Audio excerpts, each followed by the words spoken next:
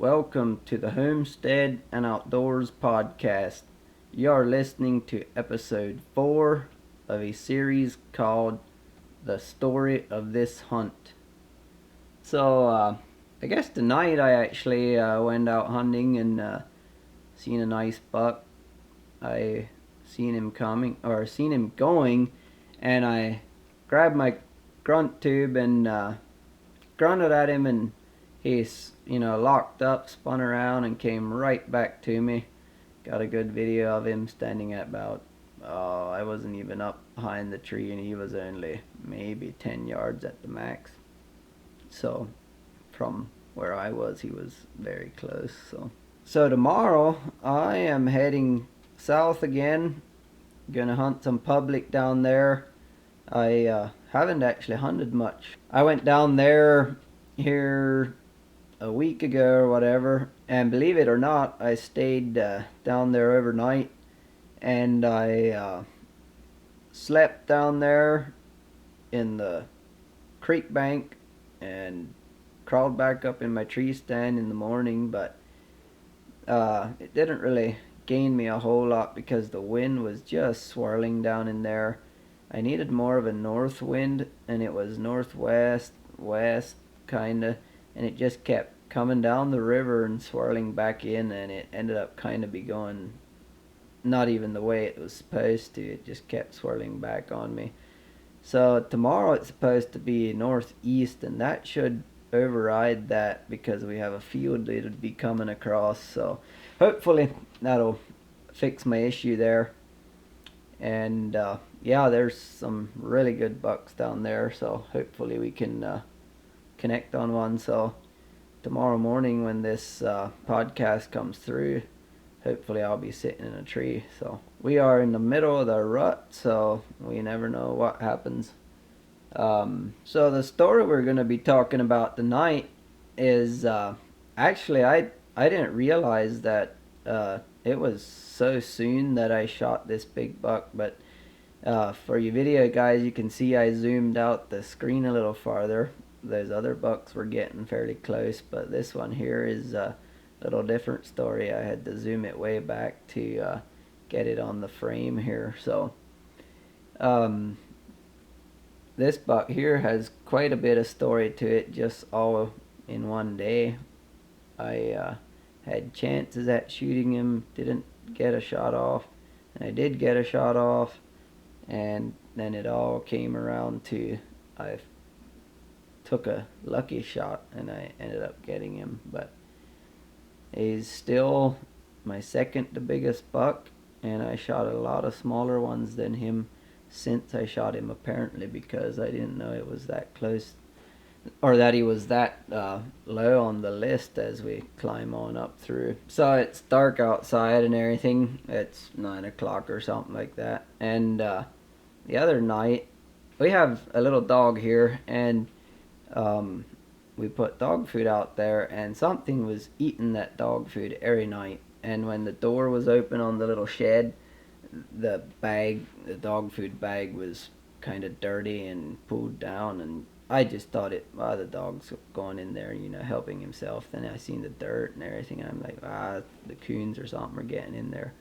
So the other night I sat here in the house with the window cracked open with the 22, and I waited till it got dark and turned the lights off and turned the porch light on or whatever, and then I can see outside, which I should go look right now. They might be out there now, but anyway, there was a possum there eating away, so I shot him. And that is kind of a story too. That possum disappeared on me.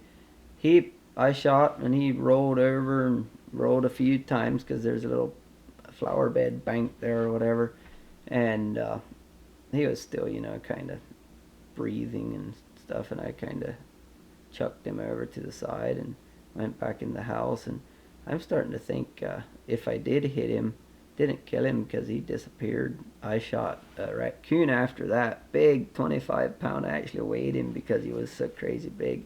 25-pound raccoon. I shot him, and he went right down, which it's only 10 yards outside, but there's a little peep sight, open sight 22.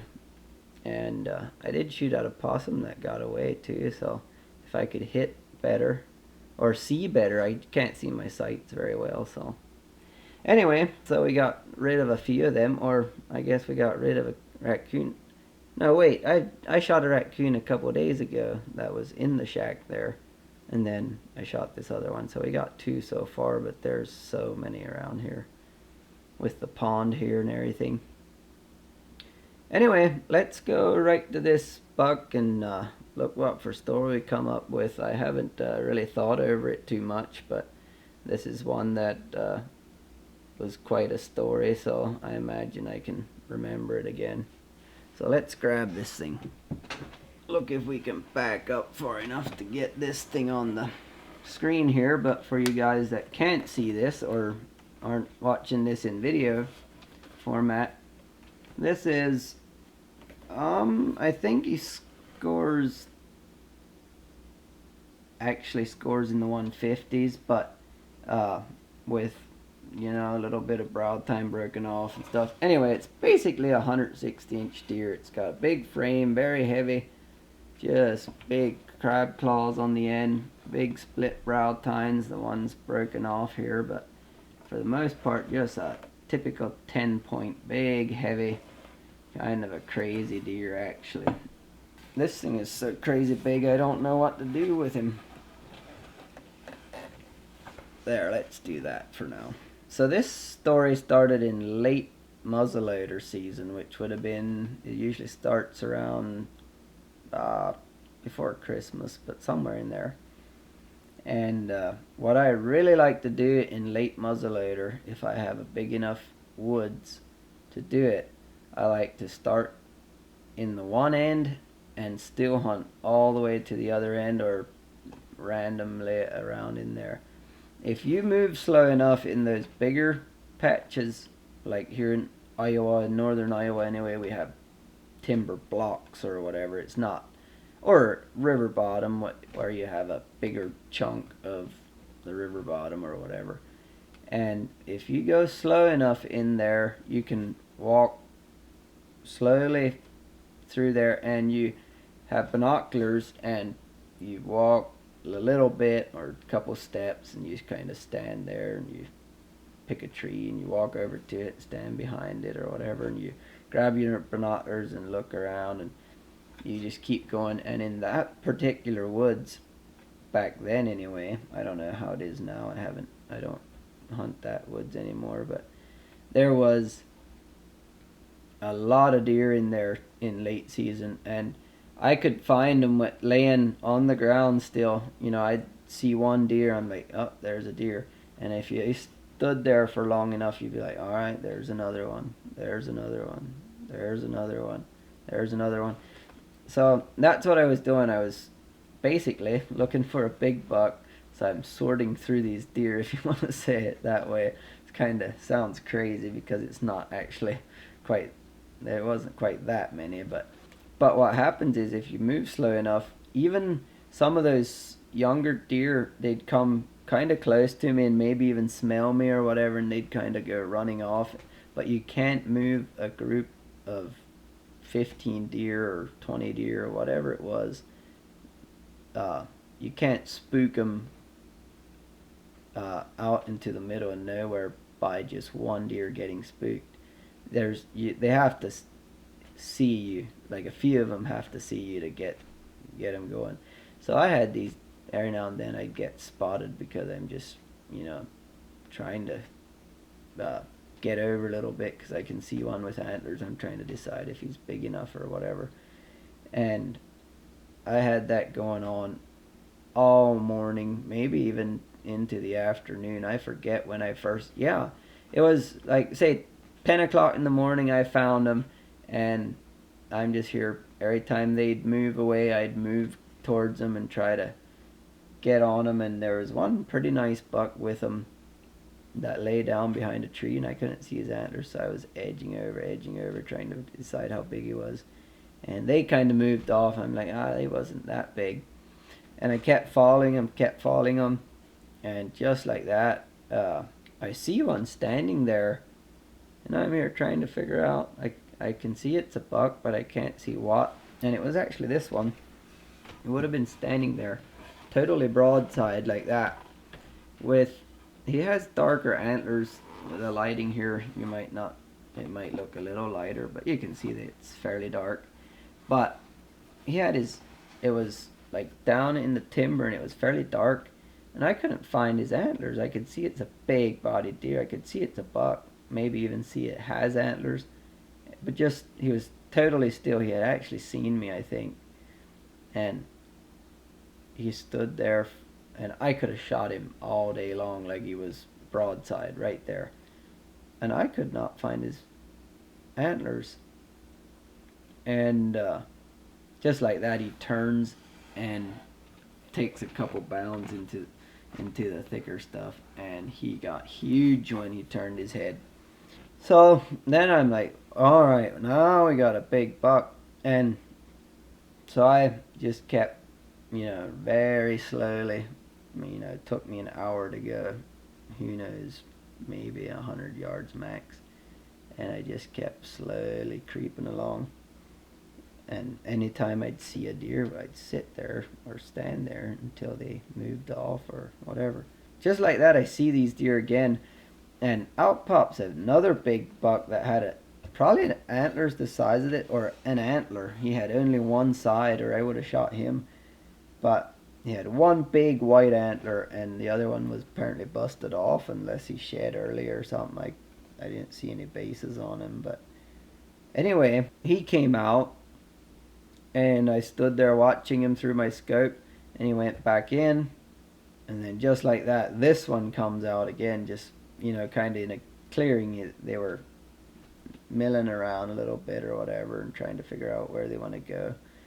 And this one steps out, and broadside, maybe 100 yards through the timber, And I'm like, there's my chance. I kneel down, prop up against a little tree, kind of, boom, and now all the deer, are running. That got them all going. Well, this gun was very accurate, so I'm like, well, I should have hit him. He wasn't too far away or anything. But I walk over there to where he was, and here there was an 1.5-inch branch just, blown apart.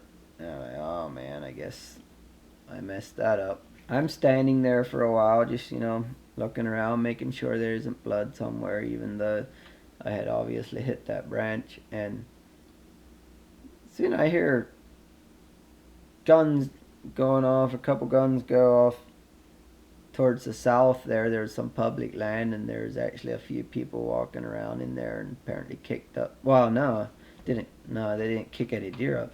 The deer that I shot at, that group of deer kind of ran that way. And I'm like, man, there's people down there. I better go out in the clearing where I can see. So I headed for the field on the far side. And don't you think I come out into that field, and way out there across the field, coming, circling back into the woods, here he goes. And I had no clue it's the same buck. I could just see it was big, so I wanted to shoot him. And I had shot a deer earlier with that gun at 180 yards, and that was just a, deer fed out into the field, and I laid up and boom, and it got him like that. So I knew the gun was on, out to 200 pretty good, but I hadn't actually shot it farther than that. And I had no idea, like no rangefinder whatsoever. I didn't know how far this deer was away, so I decided, hey, I started watching him in my scope, and I decided, hey, if he slows down far enough or stops or whatever, I'll, take a freehand shot at him and do my best, because there was a snowbank there. I couldn't, nothing to prop up on. So he slowed down and almost stopped. He was just like walking along, and I don't think he ever totally stopped. So I just kind of up and went up over him a foot or two. I forget, but it was up over the deer. I had to aim for as far as I thought it was, and I shot, and I drilled him right in, in the vitals, and he ran into the woods 100 yards or something before he fell over. But that was the crazy story of this one was I got 3 different shots at him before I finally got him, and the last shot was, it ended up being, I kind of stepped it off or whatever, it ended up being, I think 230 yards or somewhere between 200 and 250 yards. Just a freehand shot, and I managed to get him. So I'm just trying to think if there's something else about this buck. So the lessons I would have learned about this buck was, well, maybe it would be to not, give up on a deer just because you say you missed him or whatever. Be ready for anything to happen. Oh, another thing. The day I shot this buck, there was a hockey game or some kind of party type deal going on, and I had decided I'm gonna go hunting, and my cousin actually, that they owned the woods there, he decided he's gonna go play hockey or volleyball or whatever they were playing that day, and I'm just like, I'm going hunting. And if he would have been along that day, he probably would have got a chance at this thing one way or the other. But that still hunting, what I was doing when I got this buck, would have paid off many a time if I passed a lot of deer that way in those same woods over the next couple years. That's how I'd hunt that in late season, and you just walk slow, and it just never happened to be a buck big enough. I seen multiple bucks, could have shot, every one of them that I seen. I hunted that in late season and a little bit in archery, and I did shoot a pretty nice archery buck in there too, which will be coming up. Probably not for a little bit, but yeah. So there he is.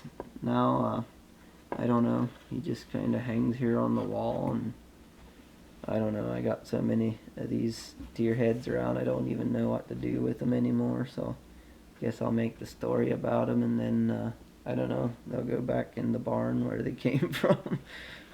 No, that's where the others are. These bigger ones are hanging here on the wall. But yeah, anymore, some of these, yeah, it was fun shooting them and everything. But anymore, I almost have more fun watching one walking around out there. Just like the night I passed a nice buck, a buck that a lot of people would have shot, and that's fine. They could have. I just have no reason whatsoever to shoot a deer that doesn't have something crazy on top of his head, I guess. I don't know. So yeah, that there was my biggest buck until actually I should just, I don't really want to mess up the camera, but you video guys, I could just go up and show you the next bigger one, because it's right here.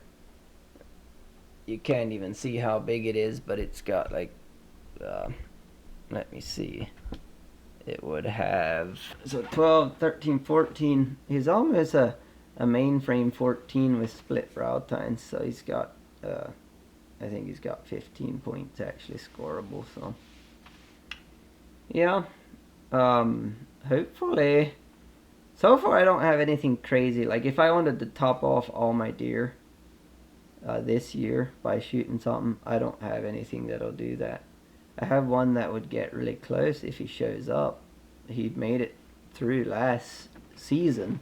I don't know if he's still alive now, but last year he didn't show up until another month from now, so we'll see. But hopefully by that time I find something I want to shoot, which there's a few I would. They don't have to be quite that big as long as they're up in there somewhere. So anyway, it's getting late for me, and I am planning to, I got 2 hours worth of driving to do tomorrow morning before I get in my tree stand, and I gotta walk 2 miles after that, so I am not gonna get a lot of sleep tonight, and That's all right. God's creation is pretty awesome. I actually get the worst thing is it's hard to take the gear, the camera gear, and all that in there, and you get hot, you get to the point where you're sitting there, you're cold and hungry maybe. So that's the one thing. If I could somehow keep all that from happening, you'd be way more in tune with what's going on around you sometimes. But nothing comes without an effort, so that's just another one of those things that's going to be that way. Anyway, I guess for our devotional is another thing. I was just kind of, for my own devotions, I was just kind of randomly reading verses and stuff this week, so I don't really have anything, I didn't really have any topic I was kind of meditating over, so I just tonight kind of sat here and was like, well, I gotta find something. So now I don't even off the top of my head know what it was. Yeah, so it was the parable of the sower. I don't know if you are familiar with that parable in the Bible. It's a parable where, well, Jesus, he taught a lot in parables, which it's pretty easy to understand what he was trying to say. But this was of a guy spreading seeds pretty much. And anyway, let's read it. So Luke chapter 8 verse 4 to maybe 18. And when much people were gathered together and were come to him out of every city, he spake by a parable. A sower went out to sow his seed, and as he sowed, some fell by the wayside, and it was trodden down, and the fowls of the air devoured it. And some fell upon a rock, and as soon as it was sprung up, it withered away because it lacked moisture. And some fell among the thorns, and the thorns sprang up, and it choked it. And other fell on good ground, and sprang up, and bare fruit an hundredfold. And when he had said these things, he cried, He that hath ears to hear, let him hear. And his disciples asked him, saying, What might this parable be? And he said, Unto you it is given to know the mysteries of the kingdom of God, but to others in parables, that seeing they might not see, and hearing they might not understand. Now the parable is this: the seed is the word of God. Those by the wayside are they that hear. Then cometh the devil, and taketh away the word out of their hearts, lest they should believe and be saved. They on the rock are they which, when they hear, receive the word with joy, and these have no root, which for a while believe, and in time of temptation fall away. And that which fell among thorns are they which, when they have heard, go forth, and are choked with cares and riches and pleasures of this life, and bring no fruit to perfection. But that on the good ground are they which in an honest and good heart, having heard the word, keep it, and bring forth fruit with patience. No man who hath lighted a candle covereth it with a vessel, or putteth it under a bed, but setteth it on a candlestick, that they which enter in may see the light. For nothing is secret that shall not be made manifest, neither anything hid that shall not be known and come abroad.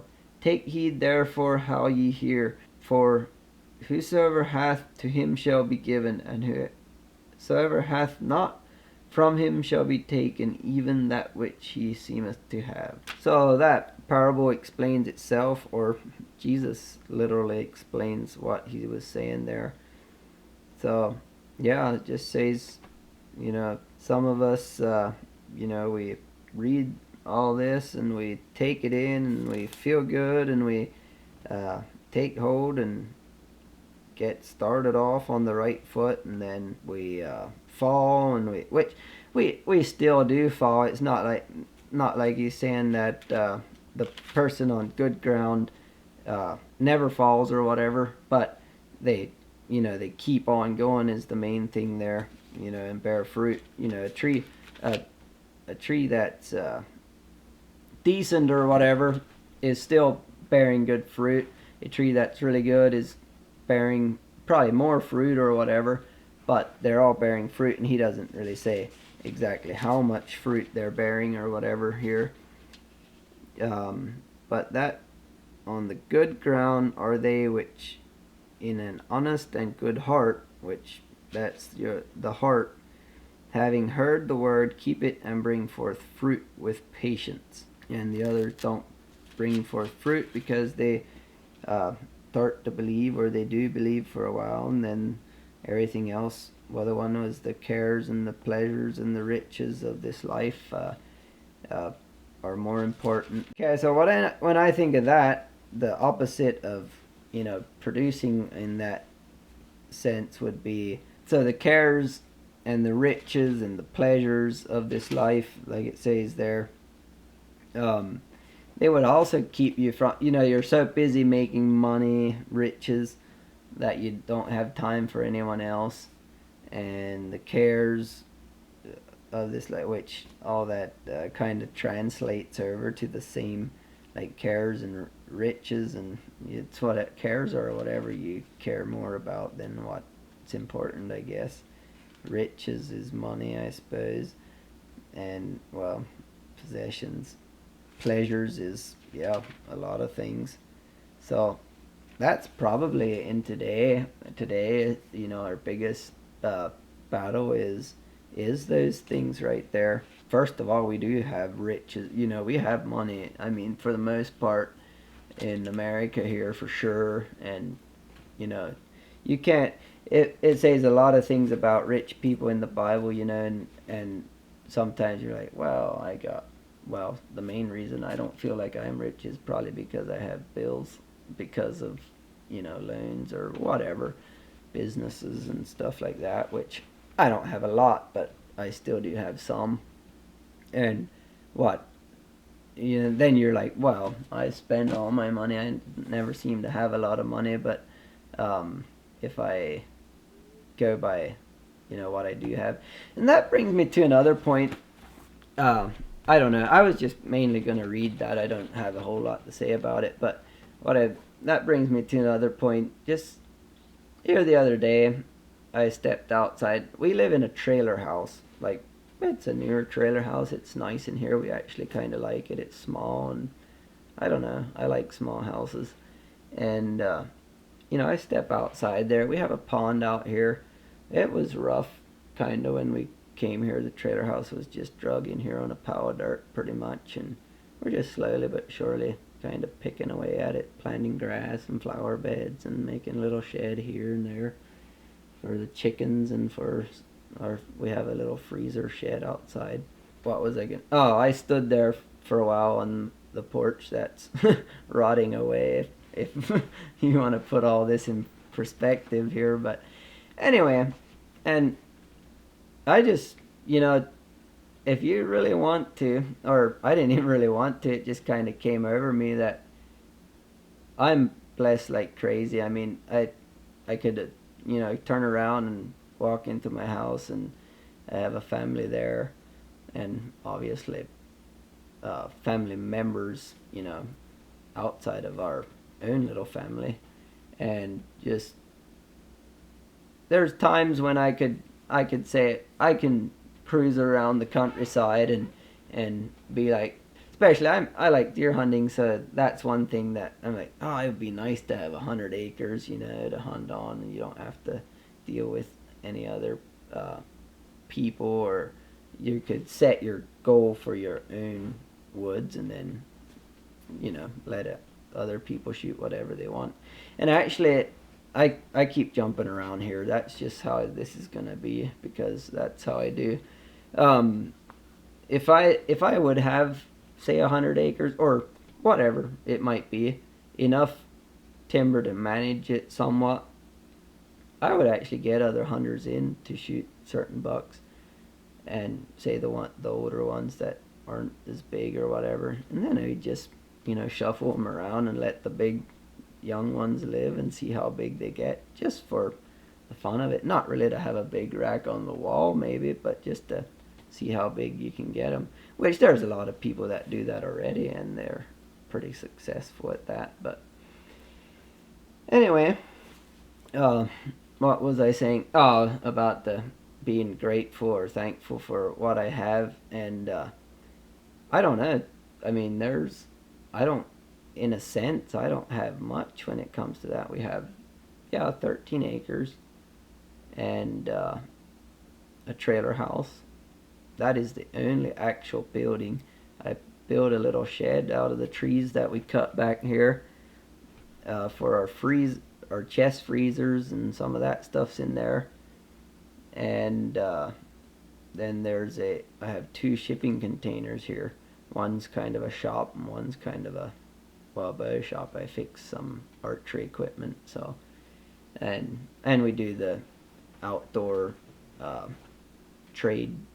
I don't know, flea markets and stuff. So we have kind of buy and sell just random items. So we have some of that too, but kind of goes with the archery and the deer hunting and all that. Then we do logging in the winter, and I have a shotcrete pump in the summer where we um, spray concrete is what it is. So without getting into too much more detail, but so we'll probably switch to trees now. But I guess that is gonna be it for today. I hope you are having a good week. Hopefully, if you are a deer hunter, you find the time to go out there, and I encourage you, if you are out there, to maybe in your craziest moment where the steam's rolling off of your back and you're halfway up your tree and something's not holding out, your phone fell back down or your bow fell out of the tree, I encourage you to slow down and rethink about what you actually have and the things that you actually that are actually important. But yeah, I'll leave it at that. I guess thanks for listening to the Homestead and Outdoors podcast, and we'll see you on the next one. God bless.